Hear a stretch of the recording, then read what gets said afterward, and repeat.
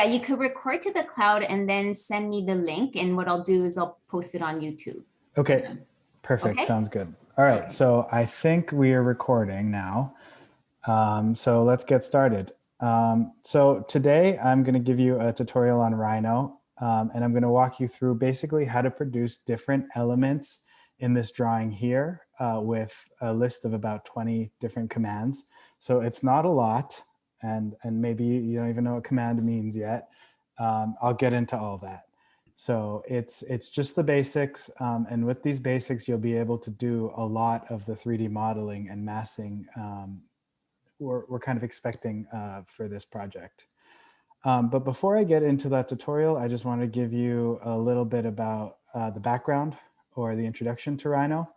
So why Rhino? It's a powerful tool. It's popular. A lot of the firms use it. As you know, Walter Hood even brought it up in his talk today. It's interesting because it allows for like automated parametric design, but it's also really known for something called Nurbs. And if that doesn't really mean anything to you, it's okay. I just want to show you what Nurbs means as the difference between, it's the difference between Rhino and SketchUp. SketchUp, if you've used that, you kind of draw edges to make circles, right? A circle is comprised of lots of little edges. Whereas in Rhino, because of Nurbs, a circle can actually be a circle because it uses math to calculate that perfect geometry. So you can get really sleek curves in Rhino. Here's an example of work that I did in Rhino. This is one of the first projects I did. I thought it was hard to do this at first, but upon reflection, it's actually quite easy. And I hope you'll feel the same way too. Another reason I like Rhino is because when you're working in Rhino, the materials you render in, plaster is one of the options, and it looks quite beautiful and clean. And you probably know Catherine Gustafson here, and she works in clay before she designs in landscape. And this is an example of her clay model for the Princess Diana Memorial. And then on the image on the right is the Princess Diana Memorial, an aerial view. Okay, so I've done lots of Rhino tutorials, and if you look at Nadia's YouTube account, you'll find a whole bunch of them. So if you don't find something you're looking for in this tutorial, but you see it in one of these other images here, find that tutorial online. Also, there's tons of tutorials from everybody you can possibly imagine on Rhino. It's so helpful. That's how I personally learned it myself, is through YouTube videos. And then here's just some more examples of work I did in Rhino. We redesigned Yorkville Park with my partner, Steven, in my year.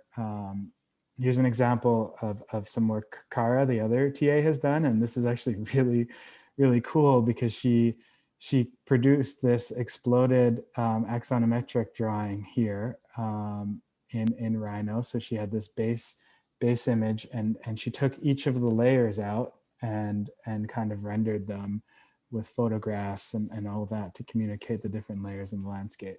So one level she has a complete model, another level she just has the landforms, another level she has just the contours, another level she has the water bodies, another level she has the wooded areas, and the last level she has the land parcels. So she's on each of these levels just communicating one thing. And again, she did the layers in Rhino, and then she brought that into, I believe, Photoshop, and added the lines and added the photos at the background. So that's where the power of Rhino, comes into, is when you start to like mesh it with other software to produce your communications. Really, really good one. I also wanted to show you this because Kara is also amazing at Rhino. So if you have any questions, you can reach out to me or her. We'll both be able to help you out. This is another thing she did, beautiful waffling structure. Another beauty of Rhino is, as I mentioned, it enables for parametric design. So you can set up all these parameters and do these really amazing complex structures. You can do analysis, as I'm doing for my thesis work, is like sunlight analysis, all in Rhino through plugins like Grasshopper and Ladybug. We won't get into that now. I just want you to know that that's possible. We're going to do something really simple today and just focus on the Rhino interface and on introductory level commands. So you're able to start producing objects in your landscape to make it start looking like a landscape. Okay, so this is a good time to actually move into Rhino. So I'm just gonna bring Miro into my other screen and let's just open up Rhino. Okay, when you see Rhino, you'll get this screen here. I'm just gonna show you how to open up a new model. New model, perfect. So there's a couple things you should double check about this model, like units are correct and all that. So let's go up and make sure the units are correct. Go File, Settings. And then under Settings, you'll see Units. You'll see it's in meters. That's perfect. That's what I want. Okay, good. Again, so that's under File, Settings, Units. We're in meters. Perfect. Something else about Rhino that you should know about, which makes it a little confusing, admittedly, at first, is that there are 4 viewports open by default. And the viewports mean they give you different perspectives or different views onto your drawing. So I'm just going to open up a recent drawing I did. I was tracing Paley Park here.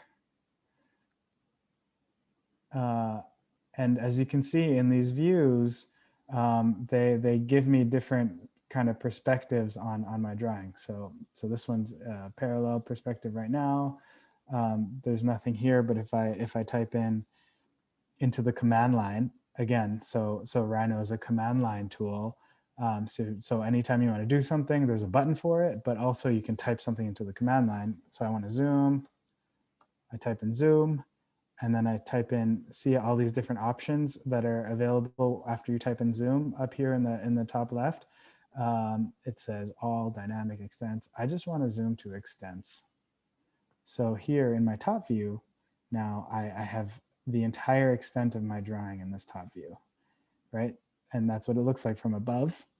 This is what it looks like in a perspective that's of parallel projection. Let's see what it looks like in the front. Let's type in zoom. E for extent. As you can see, the E is underlined in the menu there. And once I just type in the E, then I'm able to get that zoom extent here. So now this is a front view of my drawing. And then this is the right view. I can zoom extent, or I can just use my mouse and my scroll button or scroll wheel on my mouse to zoom in and out too. And as with almost any of these command line tools, there are options available to do the same command line tool in the menu, like zoom. Okay, so we've talked about the command line a little bit. We've talked about the 4 viewports. And again, you can change the sizes of the viewports however you want, however it makes sense for you. You can also just look at one viewport at a time. So let's just click on parallel for a second and click this button here. That will let me look at just the parallel viewport at one time. And then I can switch to the front viewport, the top viewport, all of that. Okay, something else that we can talk about is once, like this image I'm looking at here that I've produced, there are different ways to look at it. I can finish them with different materials, with different just ways to visualize them here. So if I right click parallel, I can change the way I'm viewing this to be different. So I can choose wireframe, which is essentially just an outline. I can choose shaded, which is what I had before. I can choose rendered. So rendered is how you specify you want to output this, and you can specify different materials on the surfaces. Here I've kept it really simple with the plaster material, and I just have one other color to show the furniture, and I'll show you how to do that a little bit later in the tutorial too. Be careful when you're working in rendered view, because this takes a lot of computing power, especially with the more objects you put into the space. This level of detail is probably fine to work in rendered. So I'll be switching between rendered and shaded in the perspective view. Okay, so that's that. Now when we're working in Rhino, because we're working in 3D, you know, we want to be able to produce these like 3D objects, right? But these 3D objects are comprised of various things. They're comprised of points, lines, surfaces, and polysurfaces. Okay, so if you see in the menu here on the right, there's points. So I can just put a point down. There's lines. This is a polyline. I can just draw a line, and it's a polyline, so I can draw multiple line segments as a part of that line. There are surfaces, so I can draw a surface from 3 or 4 points. That's a surface. And then there's also polysurfaces, so cube or box here. So polysurfaces are multiple surfaces like that. So these are the different ways you can engage with objects. So I'll delete that. And as you can see, you know, you can kind of imagine how all these different objects are made up from points. I'm just going to zoom into this one here. And this is just kind of an element I have as a structure. It's quite complicated of a shape, as you can see here. But just to illustrate how this is comprised of points, I'm just going to type in the command points on. And you can see these are all the points now available to me to manipulate this object in. I'll get more into this a little bit later. I just wanted to show you how all of these 3D elements are made up of those objects. Okay, couple more things about the interface I want to talk about before we start drawing. You see there are these tabs up here: Grid Snap, Ortho, Planar, Smart Track, Gumball, History. On a Mac, they're on the top like this. On a PC, they're kind of at the bottom. You know, don't be afraid, again, just like I was talking about in Illustrator, that, you know, our interfaces might be different. If you're on a Mac or PC or on different versions of Rhino, it's okay. But all the functionality you get is available. It's the same across both operating systems. Okay, so I just want to talk about a few of these tabs up top. First one is, let's start on this side. Let's start with Gumball. So I have Gumball on, it's selected right now, it's highlighted. With Gumball on, Gumball is this like 3-colored kind of half or quarter sphere shape here. When I select any object, the Gumball moves to that object. I'm just going to zoom out to illustrate that. See, every object I select has the gumball because it's on. If I turn the gumball off, every object I select no longer has the gumball. I really love the gumball because it lets you manipulate objects in so many incredible ways. I'll show you. So in Rhino, because it's 3D, you're moving things around and it's so easy to get lost in a 3D interface, right? But with the gumball, you can move things along, like this is helping me move along the y-axis if I click and drag the arrow. And I can't, even if I move my mouse up and down, this object I'm moving right now, because of the gumball and because I've clicked the green arrow, is only moving along the y-axis, right? And then just like any program, if I want to put it back, I hit Command Z or Control Z to hit undo. If I click on the red arrow, I can move my object along the x-axis only. And if I click on the blue arrow, I can move my object along the z-axis only. Okay, so I find that really helpful, especially if you're trying to make sure objects you move around stay on one level. There's also this grid in between. This grid here is highlighted blue and green. In between the blue and the green arrows, because if I click that, I can move an object within only the blue and the green axis. So that's up and down, and it's not moving in the y-axis. And if I rotate, I can get the kind of grid structure here for the blue and the red axis. Okay, so another thing that the gumball can do, let's choose a simpler element like this cube here. Another thing the gumball can do, all of these little things you see in the gumball do different things. So if I click and drag on the green square, that lengthens my object. If I click and drag on the blue square in the bottom, that increases the height of my object. If I click and drag on the red square, that increases the width of the object. Okay. Don't be afraid when you use the gumball to click and see what things do. One of my favorite, most useful things for the gumball is rotation. So you see these arches here. If you click the red arch here, you can drag and rotate around this axis, this object. This is a really good segue into one of these other features at the top, which is Ortho. Ortho is making sure, here, I'm just going to turn it off and show you. Ortho is making sure that my object snaps to the orthogonals, and the orthogonals are, 90 degrees, 180 degrees, 280, 270 degrees, and 0 degrees, or 360 degrees. So if I have ortho on and I rotate, I can only rotate this object basically on right angles. Again, I turn ortho off, I can rotate this object freely. Yeah, makes sense. And then again, different rotations. I can rotate along the blue axis. I can rotate around the green axis. So that's how I can, with the gumball, easily manipulate an object within a 3D space.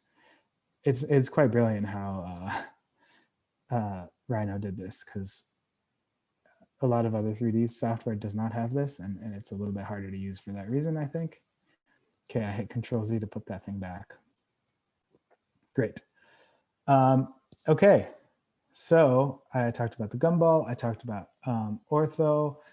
The other one I like to use a lot in this tab up here is Grid Snap. As you can see, there's a grid underneath my drawing. It's a 10 by 10 grid with the darker lines, and then a 1 by 1 grid with the smaller lines. So every 10 units equals a bigger grid. If I draw a line, so I'm going to just type in line, and I have Grid Snap on, anywhere I want to draw the line, it's going to snap to one of these grids, right? So I can only draw the line and have endpoints on the grid. If I turn Grid Snap off, I can kind of draw my line anywhere. And just to illustrate, I'm going to draw it in between grids like that. Okay, so Grid Snap, Ortho, and Gumball, I really use a lot in Rhino. So I'm just gonna delete these, and you can play around with the other ones too. Look them up. There's tons of documentation online about those other things. I don't think you need them as much necessarily for introductory level 3D work in Rhino. Okay. Any questions about the interface so far?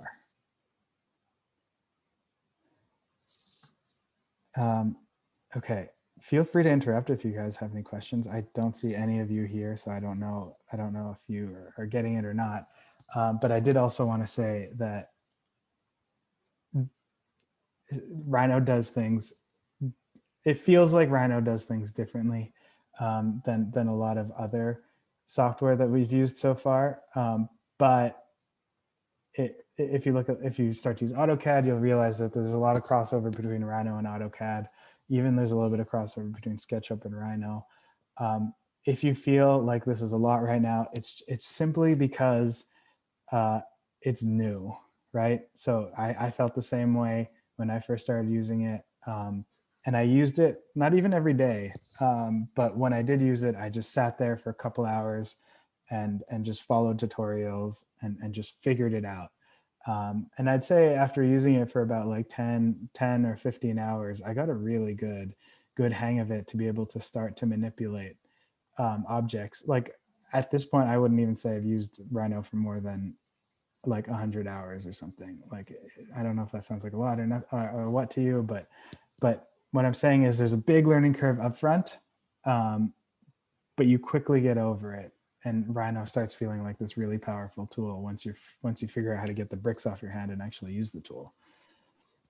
Okay. Matt, Yeah. how different is it from SketchUp? It's more similar to AutoCAD.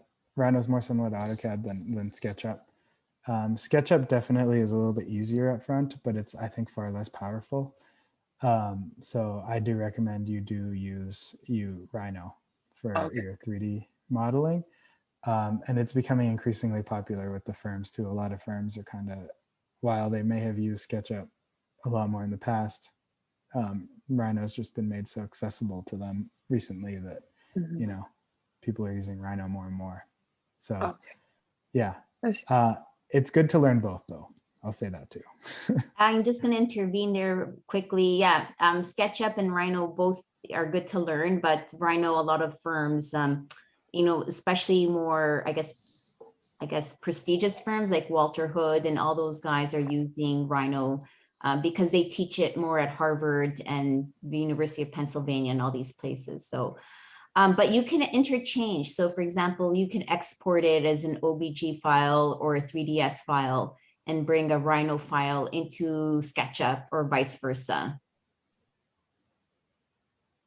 Yeah. Okay. So any more questions about the interface or about Rhino? Because the next thing I'm going to do is show you how to start drawing in Rhino. Okay, and just interrupt if there's a question, please. Okay, so to start drawing, I'm gonna start in top view, and I'm gonna change my top view to shaded just so my images are a bit more bulky. I can see them a little bit better. I'm gonna show you how to import that same Paley Park image that we used in the Illustrator tutorial. I'm gonna import that into Rhino. It's really easy. I'm just gonna use the command line and type in picture because that image is a JPEG, right? So I'm just gonna type in picture and I'm gonna bring in that image. There it is right here. And I'm gonna hit enter and it's there. Now it's not in my viewport yet because the command picture is not finished. As you can see in the top left corner, it wants me to first specify the first corner of picture. I'm gonna turn grid snap on. So it snaps to one of the corners. I'm gonna click down here, which lets me specify that side of the image. And then it says in the command line, it's not finished yet. It says other corner length. So I'm gonna click down there. I'm gonna make it a little large on purpose because the next thing I'm gonna do, and as you can see, when the command line's finished, you'll see the basic menu in the command line again. So clicking the second point, let me drop that image in there. Second thing I'm going to do is scale it. So again, I made this a little bit large, so I want to scale it down. Scaling in Rhino is even easier than scaling in Illustrator. If you guys remember having trouble in Illustrator, because in Rhino, you're actually working in real dimensions. So every square here is a square meter, right? And then you have to worry about scale in Rhino when you export onto pieces of paper. So to scale this drawing down, I'm going to type in scale, hit enter, and it says specify base point. And this is where I'm going to turn grid snap off because the corner of my scale here is not on an exact corner of the grid. So I put grid snap off. So the command line says specify base corner. I'm going to click here. It says scale factor or reference point. I'm going to choose this for my reference point here, and I'm going to hold down shift on my keyboard to make sure the line's straight. As you can see, I want to make sure it stays along those orthos. So I'm going to click here. That's my second reference point. And then once I have that, I can kind of manipulate it freely. But to make sure I'm even more precise, as you can see in the command line, it says second reference point. I'm just going to type in a number, 3, because it's 3 meters. I hit enter. And now my drawing is scaled down to 3 meters.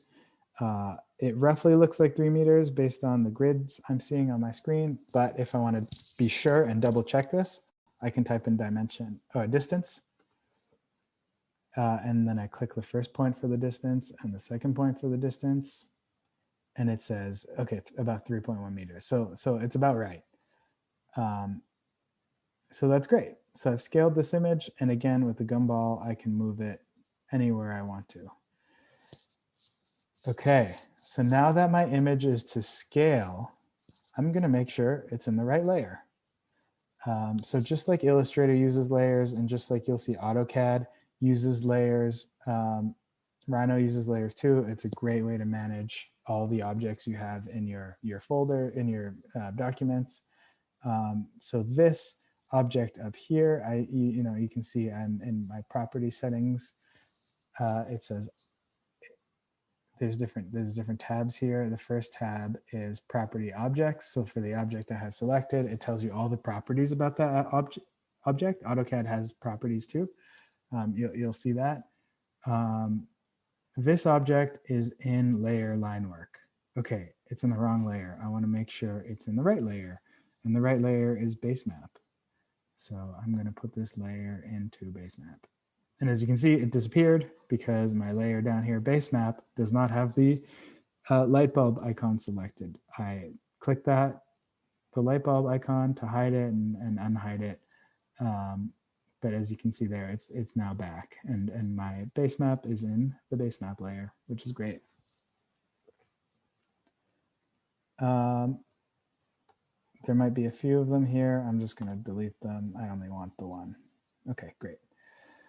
Okay, so that's layers. I can easily add another layer by clicking the plus button at the bottom here. I'm just going to call this line work 2 because I have line work above. I'm just going to put my new line work in line work 2 for the purpose of this tutorial. And I'm going to zoom in and start drawing lines. The first thing I'm going to do is start tracing the stairs. Because stairs might feel like they're hard to draw at first, but with the line work trick I'm going to show you, it's actually pretty easy to draw stairs. So the first thing I'm going to do is just simply start tracing. So I'm going to use the command line, hit enter. It wants me to specify the start of the line and the end of the line, and I'm going to hold down shift to make sure my line is exactly straight. It might not be exactly straight with the drawing, but that's okay. I'm saying there's imperfections in the drawing and I'm making my model more precise. So, and I click down to finish drawing that line. And okay, so there's the line. Rhino actually calls lines curves, just so you know. They're kind of used interchangeably.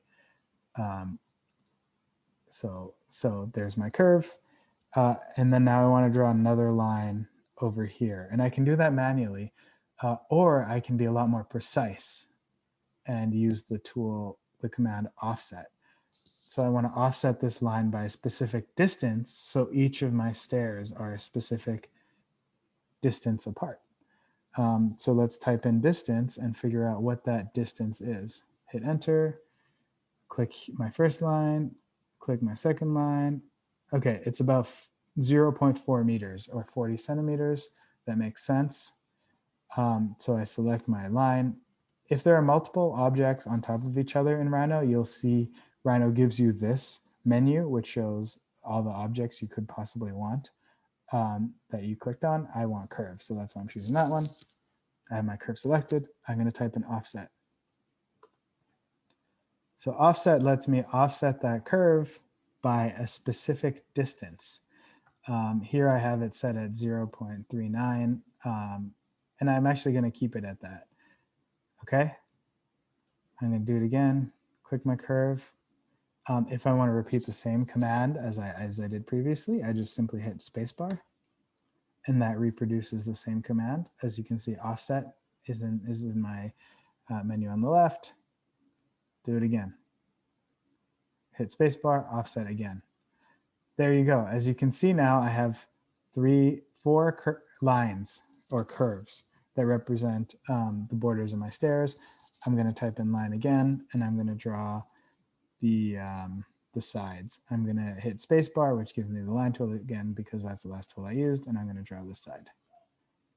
And then the line tool automatically finds the end of the last line that I was hovering over to help me snap my lines to that. Okay, so in Rhino, I like to make sure to have basic line work in that I then can use to draw my 3D shapes within. And I'll show you why that's important as I draw out these stairs. Okay, so let's use the box tool now to start drawing out the stairs. So I click box, and now box, when I hover over the corners of my stairs here, it automatically snaps to the corner. So I click that corner, I click this corner, bottom right corner, and then now it wants me to specify a height. So a good height for these stairs maybe is like 20 centimeters, I'd say, or even a little bit smaller, let's say like 17 centimeters. So that's 0.17 meters. I hit enter. And it's there. But because I'm in the top view only, you can't actually see it in 3D. So I have to switch to the parallel view. So there it is. There's my stair. See that? So this is how working in both top and perspective views is really helpful, I think, in Rhino. Okay. So now let's do that again. You draw another box, click this corner, and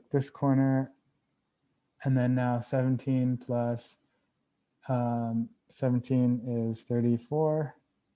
So that's 0.34 meters. Hit enter. There's my second step. Not so bad, right? Okay, I'm going to do it again.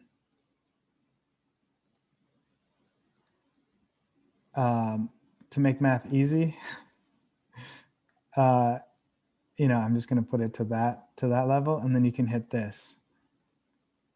You can hit the up arrow here in the Gumball, and then also increase it by 0.17. You see that here? And then you can kind of drag it up or down. Whoops. Okay. So you can do that way, or you can just draw it again. Okay, specify the height. It's 51, 0.51. And there you go. There's my third stair. Okay, great. So any questions so far about drawing stairs?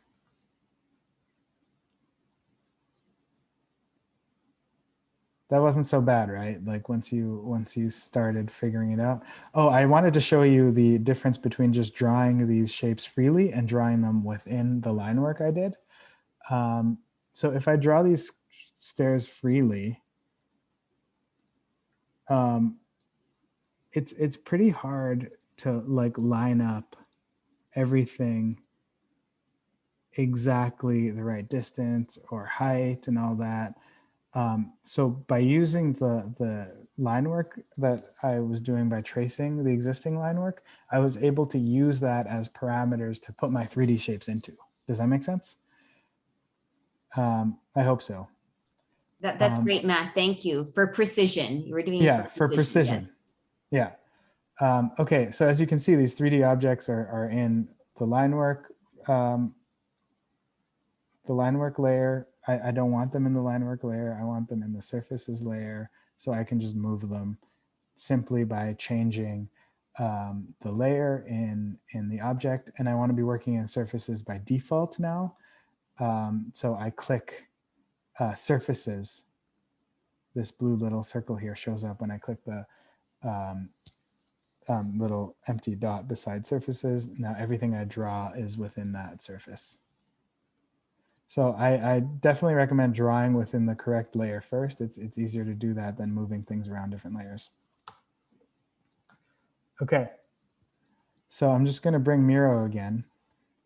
So that was the first thing we did, right? We drew these stairs here. Not so bad. Next thing I'm going to show you how to do is draw the platform and do these ramps in Paley Park using the tool called Loft. You can use lots of different tools. That's the beauty of Rhino. There's so many different like ways to do different things that, you know, there's almost like no wrong way. If it looks right, it's probably fine. Okay, so let's keep going with the line work. I'm gonna choose polyline this time because polyline is multiple line segments. And I'm just gonna start tracing the rest of the drawing here with polyline. Just gonna go to the end, go here, go about here, go here, and zoom in. And I want to make sure this shape is closed, so I'm going to type in CL to close it. What that does is it automatically closes this shape. Okay, it's in line work 2, great. Now the next command I'm going to use is once I have, because this is a polyline that's completely closed now, I want to put a surface on it. So the command I would use here is patch. Type in patch, hit enter. I want to keep this as a simple patch, so I'm going to reduce all of these things down to 1. And that gives me just a very simple surface in here. And I'm going to use the command. I'm going to make sure I have the surface selected, the surface, and I'm going to use the command Extrude Surface. And that lets me bring the surface up in height. So 51 plus 17 is 68. So I want to change this to 0.68 in height. Okay. And I want to make sure this is in the surface layer. So there we go. Now we have the platform. Okay. So next thing I'm going to show you how to do is this ramp. So there are 2 ramps on either side of these stairs. Again, I'm going to use line work first to draw the parameters or the outlines of the ramp for precision. So I'm going to use maybe polyline again for this one. I'm going to start here, go to about here, click. Then I'm going to go straight up. Actually, let's start with this just bottom line now first. It's a little bit simpler. Now let's draw another line going up like this, just straight up like that. Great. So I have that line and I have this line. And then the next thing I'm going to do is I'm going to hold Alt and click that. And I'm going to type 0.68 and hit enter. And what that's going to do is it gives me another line at the top of the platform here at the same length as this line down here, right? That makes sense, right? And I actually don't need the line down here. So I'm just going to move it out here to be the top of my ramp. And I'm going to select these 2 lines, these 2 curves. And I'm going to, in the command line, type Loft. Enter. I get Loft options. I'm just going to leave them all by default and hit Loft. There you go. I have the ramp now. It's pretty cool, right? Pretty simple. Now I'm just going to close it off with line. I'm going to just click down here to draw the line. click down here to draw the line, click up there to draw the line, and then type in CL to close it. I have that full shape now, and I type in patch. And I keep everything simple, hit enter. There you go. So now I have these ramps, and I want to make sure that this is in surfaces again. And then you can do the same thing on this side here. Or you can measure the distance from this point to this point, which is 0.91 meters. You can hold down Alt and click the red arrow. And you can put in 0.91 meters, except you want to move it into the opposite direction of the red arrow. So you have to put minus, which moves in the opposite direction, hit enter. And there you go. You have the closed side of the ramp on this side. So now you know how to do ramps and you know how to do stairs.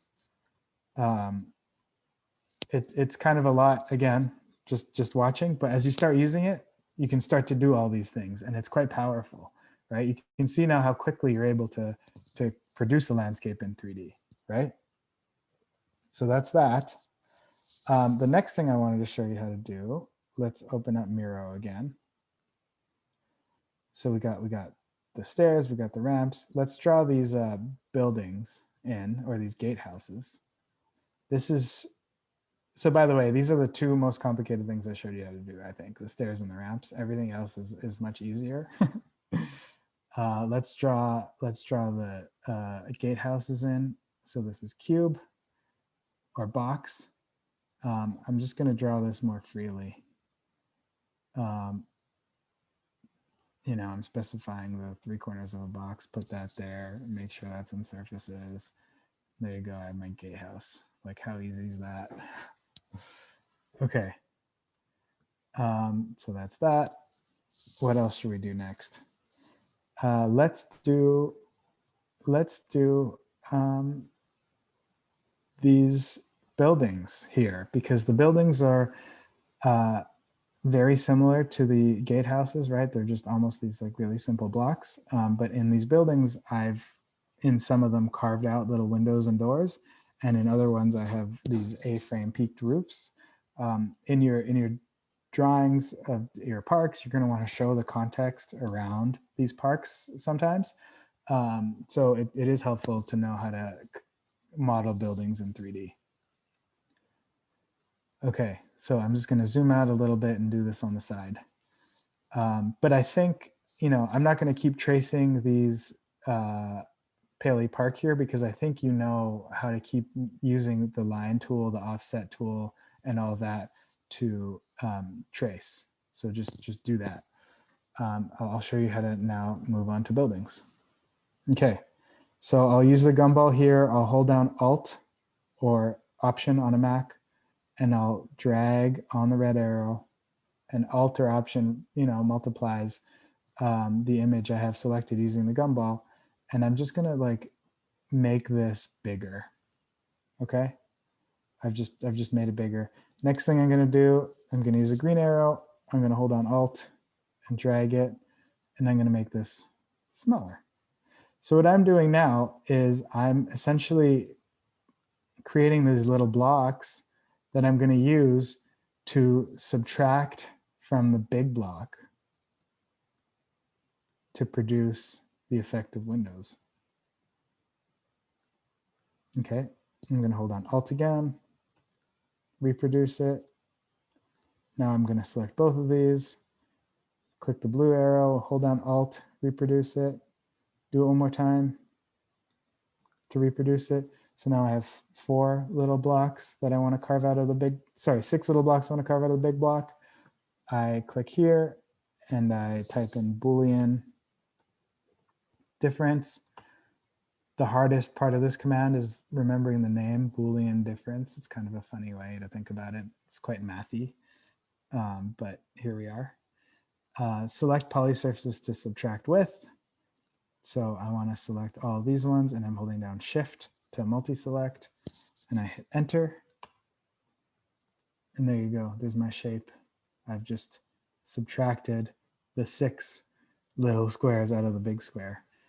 And I'm going to right click here, and I'm going to choose rendered view, so you can start to see the shading in that building.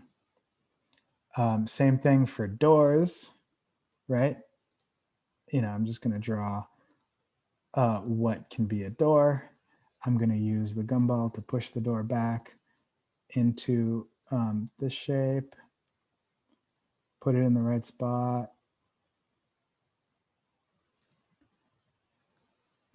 And then I'm gonna type in Boolean difference. And then the first thing it asks me to do is select surfaces or polysurfaces to subtract from. I select that because I'm subtracting from the building. Hit enter. So select surfaces or polysurfaces to subtract with. So I want to subtract with the door, and I hit enter. And there we go. There's my door. And I could have moved my door down a little bit so I don't have that little doorway kind of thing there. It's up to you how you want to show it. But there you go. Now I have a little building. And you can use those same techniques to produce buildings that look like this, right? You just keep doing Boolean difference for that. Okay, any questions so far on Boolean difference and on buildings? Again, just interrupt if you have questions. I'm going to show you one more thing, how to do an A-frame roof. There's, again, lots of different ways to do it. This is the way I've been doing it recently. I'm just going into top view. I'm going to type in polyline. And I'm just going to and I'm going to turn grid snap on.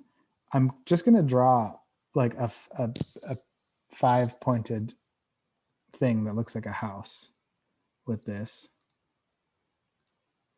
Right? So, and then I'm going to type in CL to close it. And then I'm going to highlight it, and I'm going to select patch, which gives me a surface within that. And then I'm going to go back into the parallel view, and I'm going to rotate it using the red axis on the gumball. And then I'm going to type in extrude surface. And then now I can just simply extrude that surface by however distance I want, but I want to be very precise. So I'm going to choose 8 meters. Hit enter. And there I have my house. That was so simple, right? So again, you want to make sure that you're working in the right layers. These should be, I had these in buildings. All right, let's switch back to the shaded mode for a moment, just so you can see where we're at. Now, by working with your line work, you're going to have like kind of stranded line work everywhere. I like to kind of save it if I think it's going to be useful again. Otherwise, I delete it if I don't think I need it. And because this is such a simple thing to draw, I'm just deleting that line work I used to create this surface. Okay, now let's go back, see what else we're missing. We've done the stairs, we've done the ramps, we've done these housing complexes, we've done these buildings. So now let's start getting into the really interesting things, and vegetation and furniture are that for me, at least. But let's start simple. Let's start with these streetlights. Streetlights are super simple. This is where you use the term cylinder, the command cylinder, specify a base point. I have grid snap on, so it's snapping to the grid. I'm selecting that for a base point. The next thing in the command, it's asking me to specify a radius. I want it to be quite small. That's about 13 centimeter radius. I probably want it a little bit smaller. Let's make it a 7 centimeter radius, 0.07, hit enter. And let's make this street light maybe 3 meters tall, hit enter. So basically I've just created a pole for my street light. And then my top of my street light, I just want to use a sphere. So I click box, I click it and hold to get this menu. I choose sphere, and I choose sphere center radius. And I can draw the center of the radius of the sphere in the center of this cylinder. I zoomed in here. It automatically wants to stick to the end, to this point here, but I want it to stick to the middle. So I type in mid, hit enter, and that gives me the midpoint here. And then my next click specifies the radius of the sphere. So I want it to be about that big. Maybe that's a little big. All right, that's fine. I'm gonna manipulate it with the Gumball tool. I'm gonna click the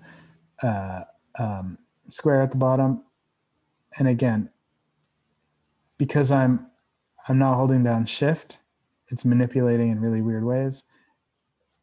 If I hold down Shift, it'll manipulate in the same dimensions, but I want to turn grid snap off because that will give me more flexibility to manipulate the width of this radius and between the grid points.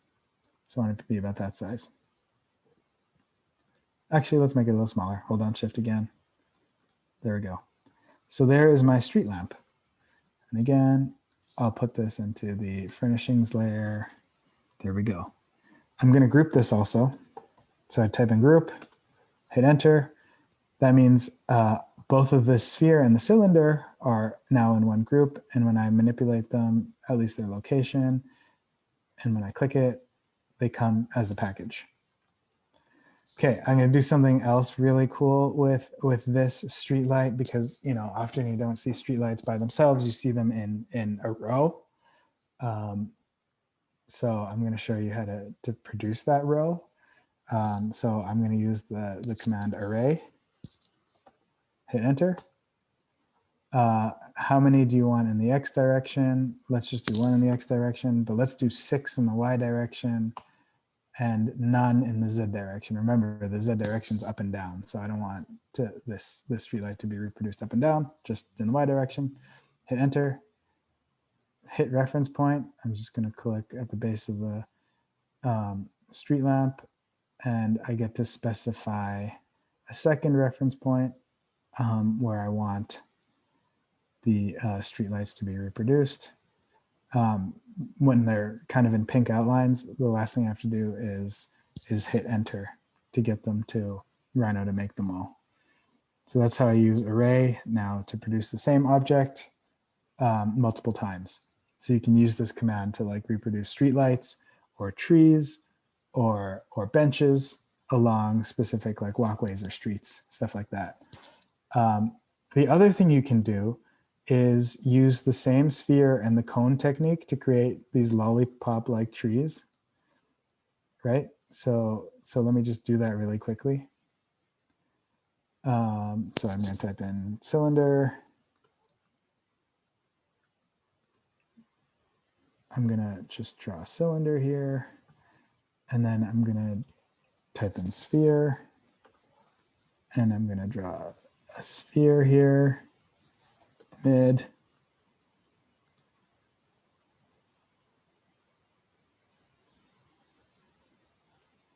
There you go. That kind of looks like a tree, right?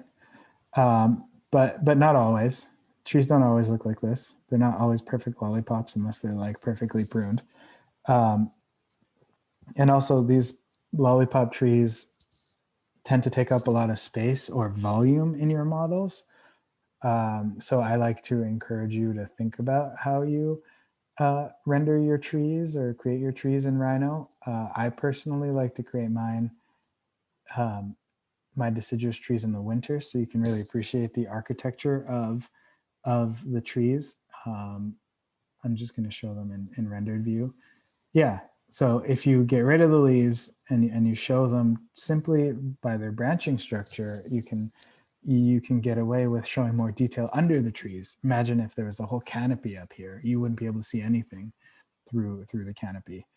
So this helps you get the effect of trees without having too much volume. But again, I think that only works with deciduous trees in the wintertime. With coniferous trees, you'll have to draw them otherwise they'll look dead. So I'll show you first how to draw the coniferous trees, and then I'll show you a technique to draw the deciduous trees without any leaves. And again, just jump in if you have any questions.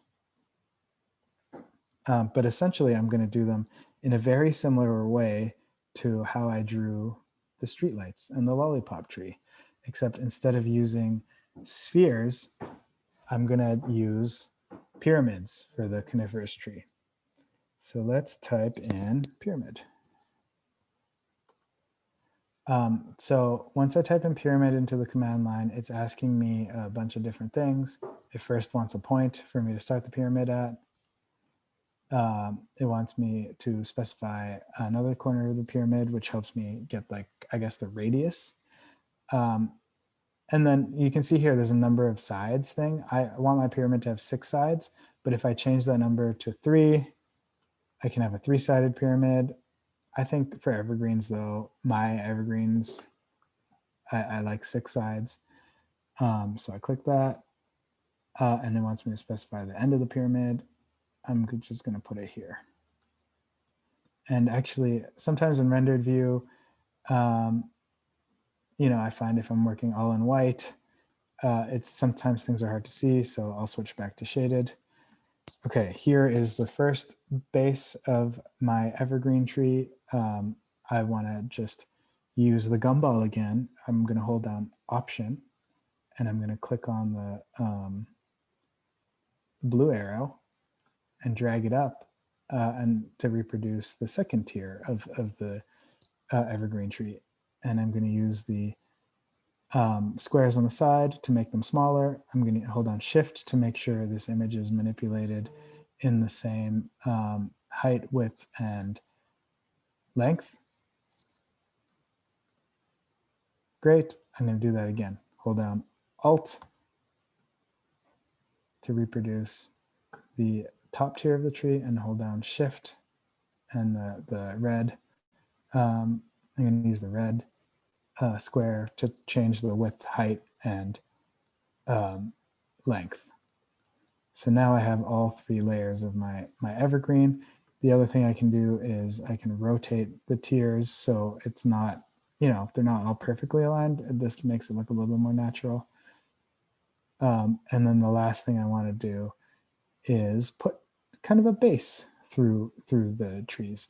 And I probably should have done it before, but there's no reason I can't do it after. It's just I'm going to have a hard time figuring out exactly where to put the base into this tree right now. So I'm going to do that actually from the top view.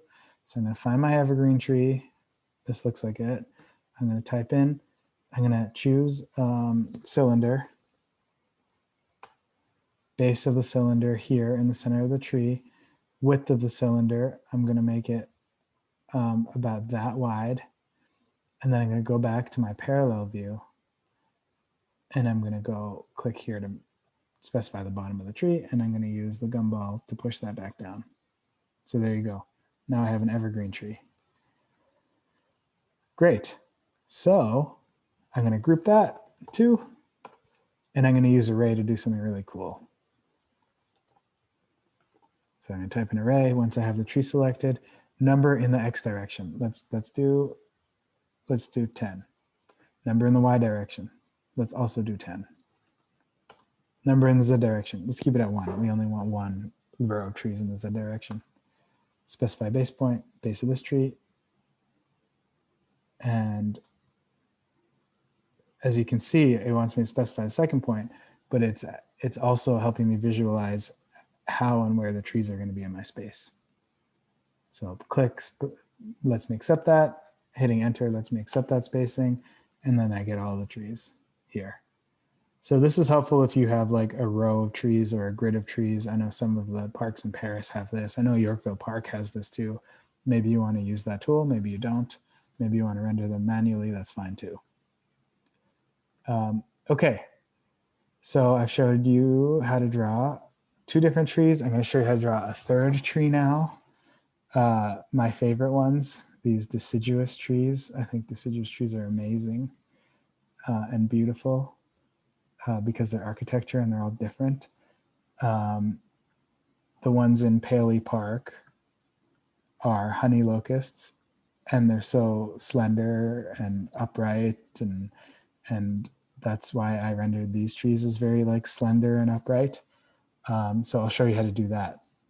But again, you should use these tools to draw your trees as stout and short. If your trees in your plan are stout and short, either way, you can use the same tools. And I used cone, so I can access cone through the menu, or I can type in cone, hit enter, specify base of cone. I'm just going to put it here. Specify width of the bottom of the cone. I think that is fine. Specify height, where the top of the cone is going to be. I'm going to just choose that for now. I have my cone. Really simple. I'm going to hold down Alt, and I'm going to just duplicate this cone. As you can see, I duplicated it using the Gumball again. I'm going to make it less tall, so I'm going to hold down Shift and click the square at the bottom to change the height of it. And then I'm going to use the rotation tool to change the rotation of the axis. And there you go. That's like really it. That's all I've done to produce one branch of this tree. I'm going to do it again. Hold on Alt or Option on a Mac. Reproduce this with the Gumball tool. Hold down Shift to make it smaller by the same aspect ratio, and then rotate and put it somewhere else. Whoops, I put it in the wrong place. I just want to use the Gumball tool to put it in the right place. There you go. And you can just keep doing that to produce more branching around the trees. The other thing I have in the Paley Park plan is a little kind of platform around the trees. So I just going to use the box tool to produce that. I'm going to type in mid, so it clips to the kind of bottom of. Okay, I'll figure out how to align it after. Okay, I'll go to the top view. Here's my tree. I want to select all those things and just put it right in the middle of that. While I'm here, I'm going to add another branch. So I'm going to hold down Alt, reproduce the branch, use the rotation tool in the Gumball, and just bring it to the right place. I'm going to hold down Shift again just to make it a little bit smaller. There we go. Let's check my parallel view to make sure it looks okay. I'm just going to move this up a little bit. There you go. There's my tree. I'm going to group that now. Here's another thing I should talk about. In Rhino, and it's something else AutoCAD uses too, is selection. So when I select from the top left down to the bottom right, that selects only the elements that are entirely contained in that selection. But if I select from the top right to the bottom left, it selects everything I touch, even if I didn't select it entirely, right? So it included these lights here because my selection touched them. But if I came from the top left to the bottom right, even though I touched these lights, they weren't selected. So it's just another thing to learn, and it tends to be used across platforms too, Rhino, AutoCAD, and other tools, like I said. All right, so let's group this one. Let's group this tree group. Somehow I can't spell group. Hit enter, done. Okay, let's make sure my trees are in the proper layer too. They need to be in the vegetation layer. Always make sure you're working in the proper layers. Another reason you want to be working in the proper layers is, I'm just going to show you. Remember in Kara's drawing here, how she had the vegetation and the water bodies and the contours and the landforms all separated. She probably had these in separate layers so that she could select them all easily and bring them up to different heights so that she could produce this exploded axonometric drawing. So I'm gonna show you how to select all the objects in one layer. But before I do that, let's just delete everything I have here. I don't need it right now. And I wanna select all my trees. So I go to Edit, I go to Select Objects, and then I go to Layers, Layers, Layers, Select by Layer. And then I can select that layer, vegetation, hit Select, and then everything in that layer is selected. So when I want to produce my axo, I can bring that up, right? And then maybe I want to have buildings on a different layer. Maybe they're a little bit higher. And then you can, or maybe they're lower or whatever. Maybe I want to have my furniture on a different layer. So I'm going to go select my furniture. I'm going to go to Edit, Select Object by Layer, Furnishings, Select. I bring them up here. Often we'll probably have the furnishings at the top, and then the vegetation above that, and then the buildings probably below because they're masked so large. And then you can draw lines down to your base drawing. So you have an exploded axle, kind of like how Kara did. Okay, so now you know how to draw trees, you know how to draw buildings, you know how to draw and trace base plans. So the last thing I'm going to show you how to do is site furnishings. And this may or may not be totally important. Site furnishings for your designs based on how large the scale is of your parks. Some of them are quite small, like Paley Park, and you'll definitely want to show some kind of furnishing detail. But for any larger ones, you kind of have to decide what level of detail you want to show.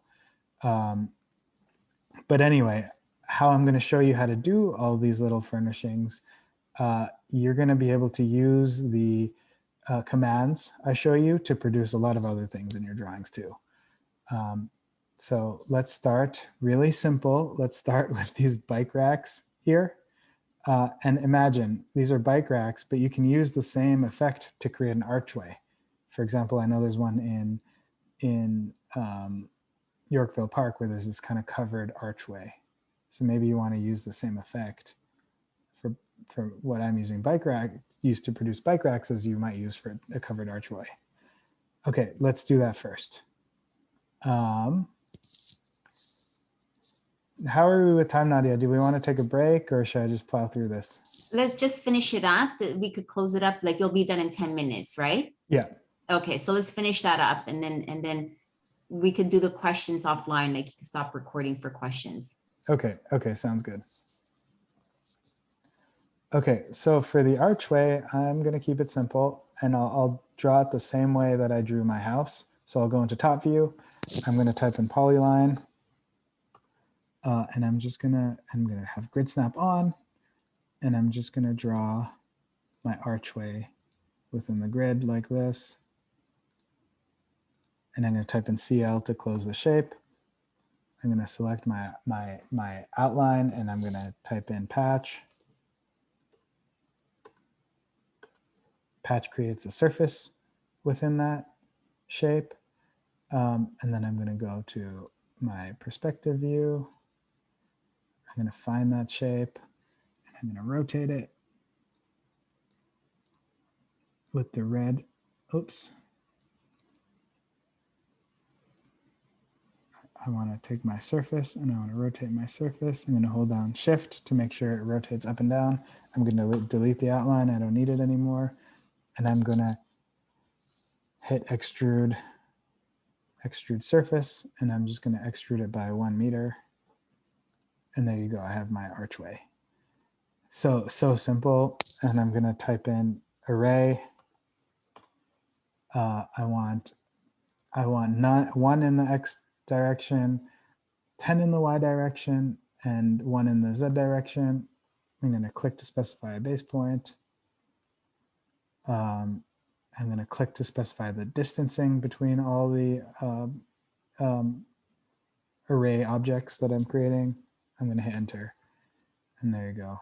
There you have what you can use to reproduce archways multiple times for like bike racks or archways or whatever. If you have too many, you can just delete the ones that are too many. You can do it again. So that's super simple. While we're there, let's draw a chair and table. Okay, so let's again go to top view. Let's draw a chair. Let's use polyline to draw a chair. I'm just going to draw the seat and the back of the chair first. I'm going to turn grid snap off.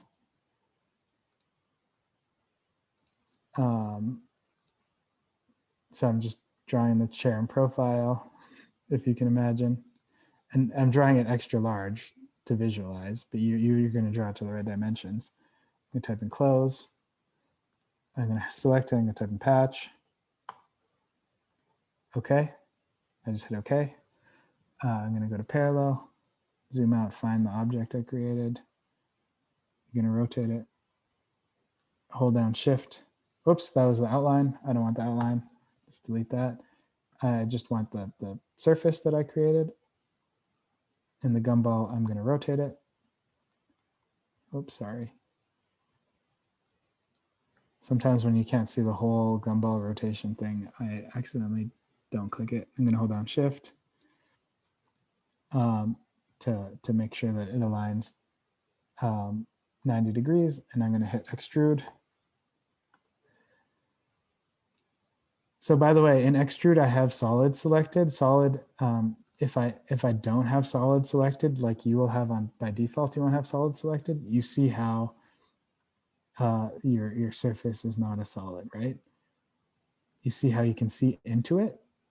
So if you get that, make sure you check solid out in Extrude. But if you get that and you forget, you can just type in cap, and that closes off that surface. Okay. So next thing I'm going to do for the chair is draw some legs. So specify first base point. In the corner there, specify second base point. I'm just going to zoom in and specify it to look kind of like that. Okay, and I want the legs to go down like that. Okay, now I'm going to not use the Gumball to move and copy this. I'm going to use another tool called copy. So I'm going to type that in, copy. And why I want to do that is copy lets me specify base points that I want to copy from.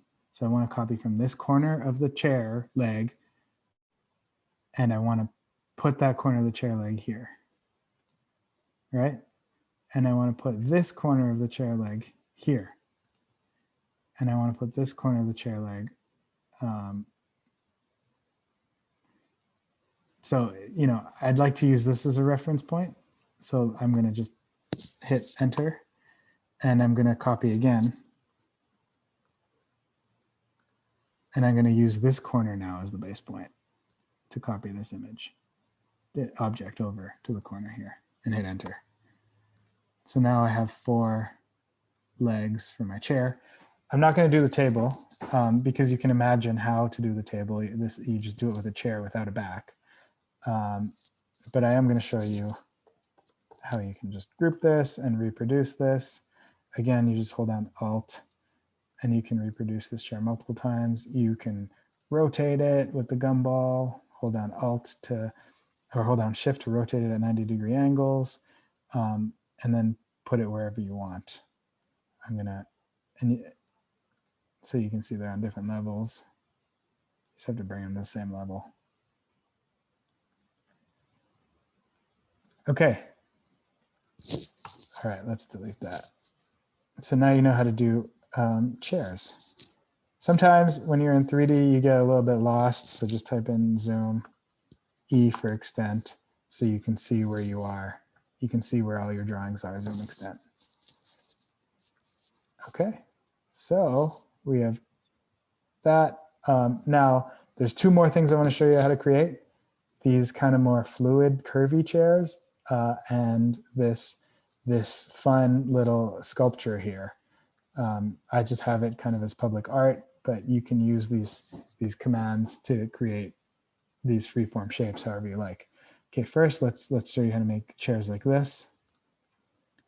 So I'm just going to use the curve tool. And using the curve tool, you can just start clicking and specifying points, which helps you specify, you know, the shapes of the curves you want to create. And again, you can type in CL to close that shape. Now I want to do legs too, right? But the legs I want to do probably aren't going to be curvy legs unless that's what you want to do. I'm just going to use polyline to create those legs. And I'm just going to draw them like that for now. And draw them like that for now. You can see I overextended these lines because I want to show you how to do something else. I want to show you about trim. So I'm going to type in trim into the command line.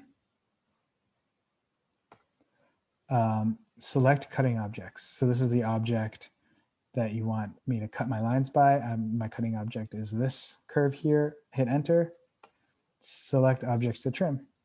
If I click on these lines that extend past the curve, they'll just disappear because I'm trimming them. If I hold down Shift, that will extend the line to the next curve. So trim and extend kind of go together. I just want to delete it. You can also access extend by just typing in extend. Select boundary you want to extend to, hit enter. Select curve to extend. You can select that, see how it extends there. So remember, when you're doing line work, trim and extend go together. I still need to trim these lines in here though. So now these become my trimming objects. So when I type in trim, select cutting objects, these are my cutting objects now. Hit enter, and I trim these lines out. So now I have this outline for this bench. I'm going to select everything here and type in patch. Hit enter. And that produces a surface within that those lines. Now let me find that surface. Here it is. Let me rotate it. And then let me type in extrude surface. Let me turn solid back on so the end is closed. And there I have that bench. Doesn't look like the most comfortable bench, but you know, I just drew it really quickly. And let's make sure to put it into the correct layer, which is furnishings. There we go. And again, this is massive, so you're gonna have to scale it down to the right size. And again, you can scale it down using the Gumball. Hold on Shift to scale by the same aspect ratio. Okay, last thing I'm gonna show you how to do is this freeform shape here.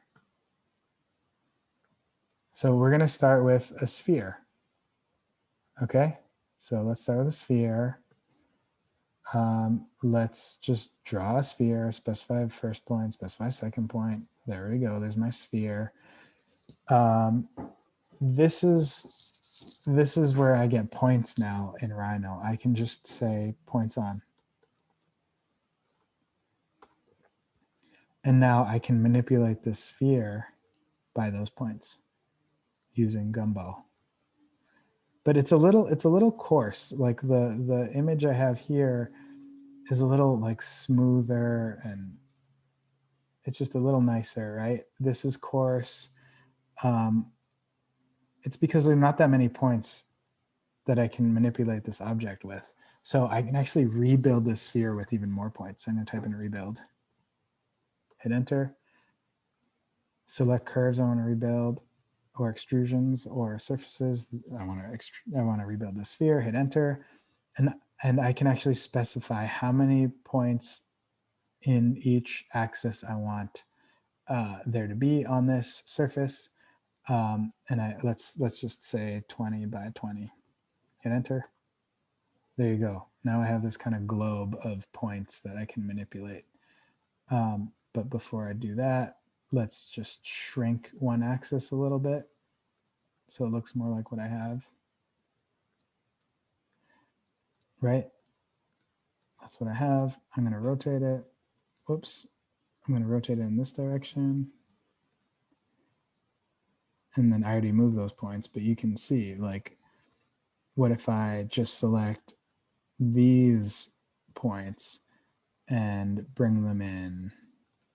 What does that do? What if I just select these points and bring them in? What does that do? So you can start to see how now using rebuild and points on, you can start to manipulate these shapes. What about if I pull these ones up? What does that do? And then just hitting escape hides those points. And then you have your kind of freeform shape here. Okay, so we've done a lot, but I think if you learn how to use all of these commands, you'll be able to do a lot in Rhino. You'll be able to visualize these parks in really cool 3D ways. So I hope this was really helpful. There's a couple more things that I wanted to show you too, but maybe it makes sense to save them for next time. Yeah, that sounds great, Matt. I think we went through a lot today. So yeah, let's maybe close off the recording. Okay. All right, I'll stop the recording.